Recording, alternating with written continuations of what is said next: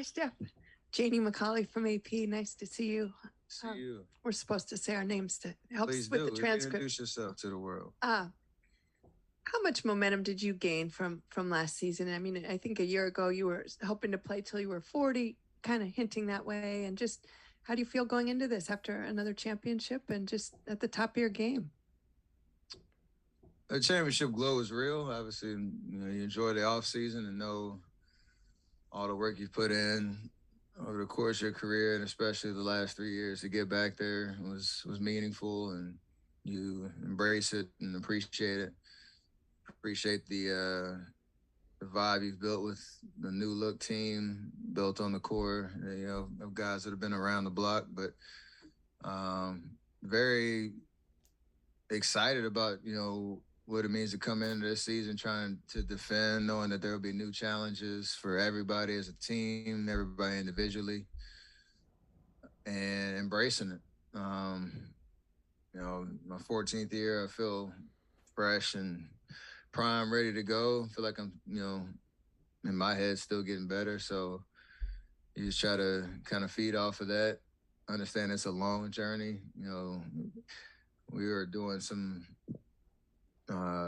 defensive strategy and stuff like that yesterday, and it kind of felt for a second like we were still preparing for the Celtics in the final series just because it didn't feel like that long ago. But, we're on hopefully another 9-month journey starting yesterday, and it's exciting. You're blessed to play this game at the highest level and understand, we still have a great opportunity to hopefully win a couple more championships. Hey, Steph, Dieter Kurtenbach, Bay Area News Group.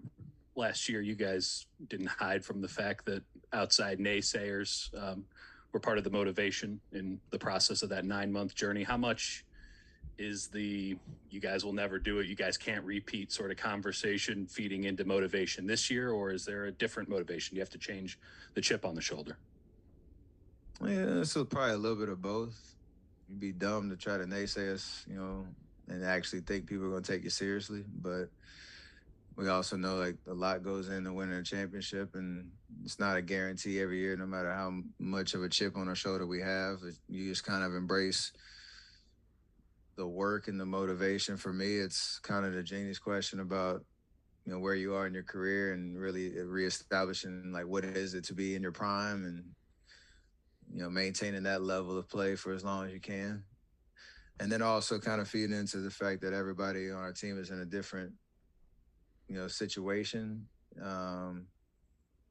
has to embrace whatever that is for themselves and bring their best self every single day. And as leaders of the team, we have to kind of, encourage that as much as possible, and find, chemistry, with the new additions that we have and guys who are going to be more, have a more significant role in our rotation from jump. So usually that stuff kind of takes life of its own as you kind of get into the heat of the battle, as you get closer to opening night. Scott Osler, Chronicle. Steph, some guys feed on adversity and negative talk and so forth. Maybe it's going to hurt you if it goes the other way. Like today, Giannis, for instance, was saying Steph Curry is the best. Will it soften you up if people are too nice to you? Yeah, he said what? Just Giannis Antetokounmpo. He said that you're the best. I was like, thought you were making that up. Oh no, no, he didn't. I guess they had their media day too, and he offered that. Gotcha. Well, I don't know. What was the question? Sorry. Thanks for telling me that. Thank you. And thank you, Yeah, Giannis. you get motivation if people are talking bad about you and putting you down and stuff like this. Is maybe too much the opposite way. People will be too nice. Nah, I don't know if it was gamesmanship to set the table for. I would say the same thing when you're facing the champions. Like that's part of like the nature of the league. We all want to win, the championship. And when you look at the team, that's the last team standing, and who was playing the best. I was thinking the same thing about him last year. Coming off their run. So I appreciate the compliment. It's not going to soften me up to get complacent at all. But you do appreciate the respect of your peers to go out and say stuff like that. And I've been in the situation where I'm complimenting guys around the league, a lot as well. Steph, Ron Krejcik from the San Francisco Chronicle. You mentioned you feel good. How different did this offseason feel, given that you made this long run to the finals, which you hadn't done the 2 previous years, just sort of physically? And related to that, as you look forward, what do you think about managing minutes? I mean, Steve's obviously talked about that and wanted to do that for you and Draymond and Clay as you get later in your career. How important is that?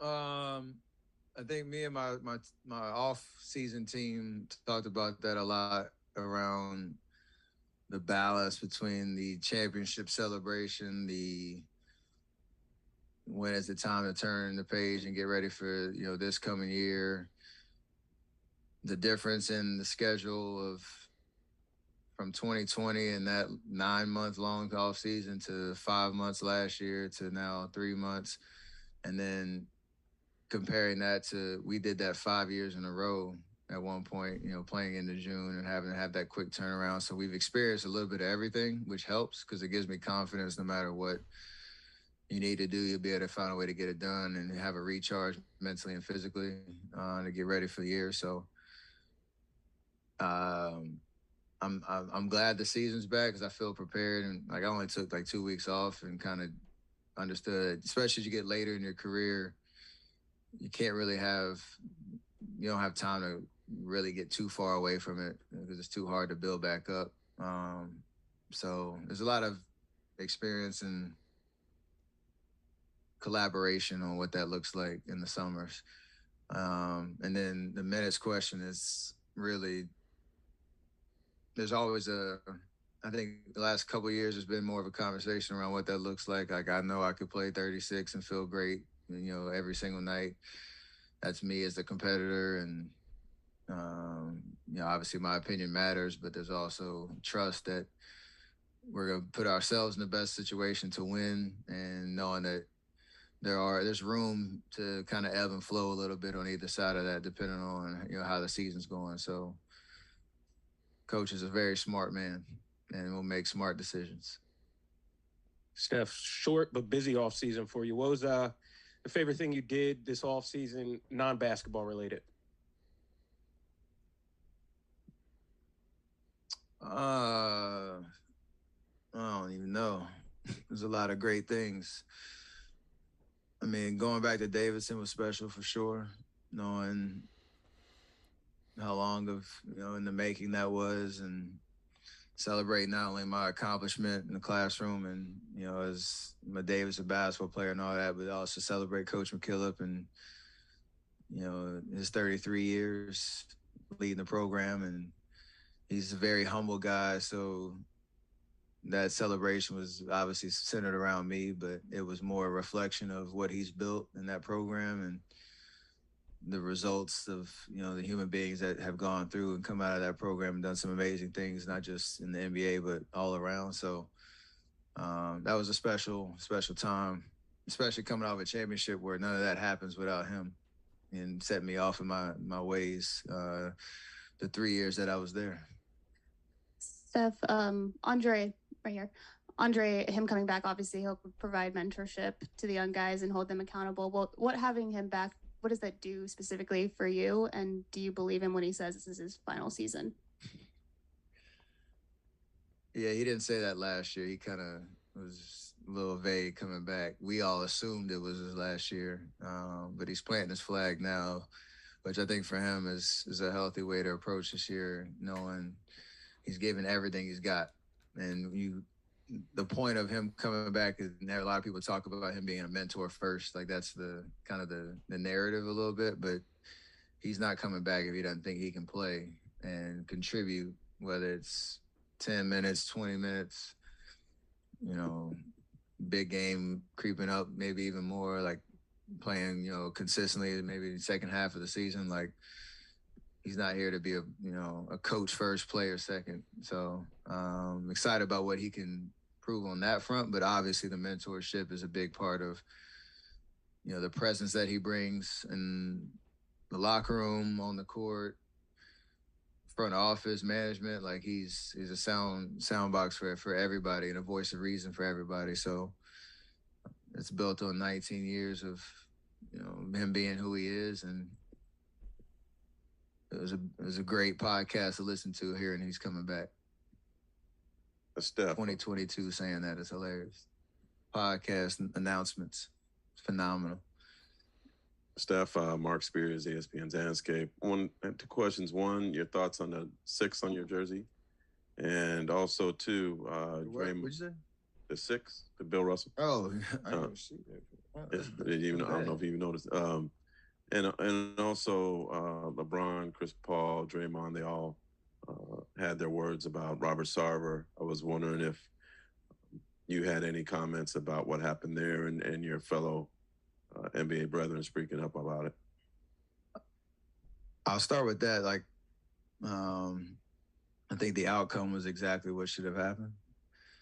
I think I had conversations with Adam Silver directly and kind of got his point of view of what decisions and I guess mechanisms he had to intervene and bring down a punishment that was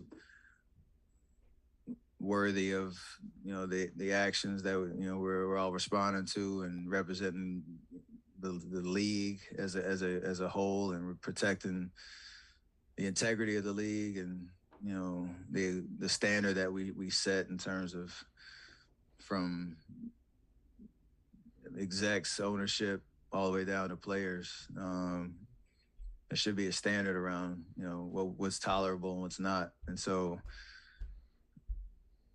again, the outcome was exactly what it should have been. Honestly, I thought with the punishment that was handed down, it would probably dragged out a little longer. But I'm glad that we kind of got to the point where hopefully the team's up for sale sooner than later and can kind of move on knowing that's where it should be. So for Bron, CP, Draymond, everybody using their platforms to speak on it, even Adam, you know, picking up the phone and answering calls from, you know, your top players who have vested interest in protecting the league as well. All that stuff matters. And you want to have kind of swift responses and reactions to stuff like that. So, and then this is special, knowing what Bill Russell meant to the league in a very pivotal time in our, you know, in society, and also in, you know, the early, you know, days of what the NBA actually meant and its place in the country. And I think things that he dealt with on and off the court and still rose above. This is a very special, I guess, symbol of how far we've come, but also to keep his spirit alive in terms of doing the work that he kind of, you know, made his life's work. I've actually been reading a little bit of his work and really understanding what he went through, even before he got to the league, and some of the ways that he impacted civil rights in our country, and also, you know, allowed the NBA to be what it is today. So definitely a special, you know, tribute, and that every team is retired. Number 6 is special.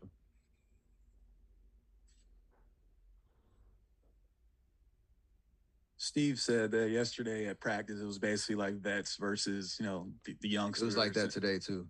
And he also said it was pretty lopsided. Is it as lopsided as he said it was? And what do you think about that dynamic entering the season? It's supposed to be. It's supposed to be like that. We know what we're doing. We have good chemistry. We're just coming off playing in the finals 3 months ago, but you're also setting the tone of like what it means to, you know, play for this team the way that we do, and understand that they, you know, young guys got to be patient with what that process looks like, but they got to be committed to it. And I think we have a really good group of young guys that are approaching it the right way and are going to get the rewards, you know, in due time if they stick with the program and just come ready to work every day. So, you know, with all our success, it's easy to forget. Like when I was a rookie, I had no idea what I was doing. And obviously we have kind of a real set system now that, you know, has some championships behind it and has a little more oomph. So I'm sure from their perspective, you know, it's a little overwhelming, but just stick with the program, you know, keep your eyes and ears open. You'll learn as you go, and you'll be better for it, and we're going to be better for it as a team. contract negotiations with various guys on your roster will kind of be a topic, especially in the next couple of weeks. Is that something you want like open in the locker room where like it's not an elephant in the room type thing? And would you like to see, you know, I guess some of your teammates get locked in more long term? Absolutely. To both those questions, I think a good organization is going to have those talks, especially, you know, with me, Andre, Draymond, like, even though he's part of that, is like we have those conversations knowing that every decision is meaningful in terms of us putting the best team together and keeping things moving in terms of being championship contenders every single year. So you want that to be the spirit of how decisions are made, and you know, we want the best chance to win every single year, and we've proven with this squad like that's what the results have been. So we want to keep that together for as long as we can. That's the goal. So yes and yes.